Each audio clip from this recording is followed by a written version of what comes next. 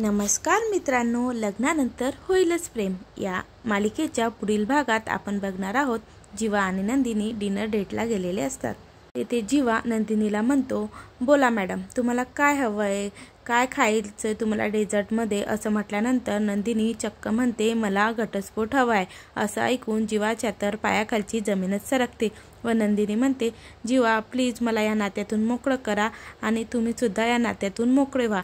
असं म्हणून नंदिनी चक्क डिवोर्स पेपर जीवाच्या समोर धरते आणि प्लीज या पेपरवर साईन करा, असं नंदिनी म्हणते. दुसरीकडे पण सेमच सिच्युएशन आहे. इकडे सुद्धा काव्य आणि पार्थ लॉंग ड्राईव्हला गेलेले असतात. तिथे गेल्यानंतर ते एका हॉटेलमध्ये थांबून जेवण करायचं ठरवतात. तर तिथे ते खूप छान पद्धतीने बसलेले असतात आणि काव्य आणि पार्थचं तर खूप छान बोलणं चालू असतं. पण अचानक पार्थ तिला म्हणतो की काव्या, तुम्ही माझ्यासाठी श्रीखंड बनवलं, साबुदाणा खिचडी बनवली, कॉफी बनवली, पण हे तुम्ही नेहमी करणार नाही ना, तुम्ही तर नेहमी नसणार आहे माझ्याजवळ.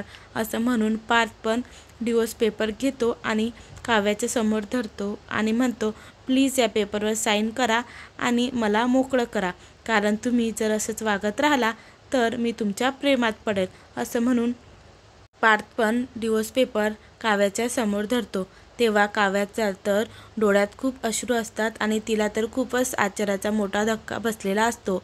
अशा प्रकारे जीवा आणि नंदिनी, काव्य आणि पार्थ यांचे घटस्फोट होणार की नाही, प्लीज कमेंट करून नक्की सांगा. आणि अशाच नवनवीन व्हिडिओ बघण्यासाठी चॅनलला लाईक, शेअर आणि सबस्क्राईब करा. धन्यवाद.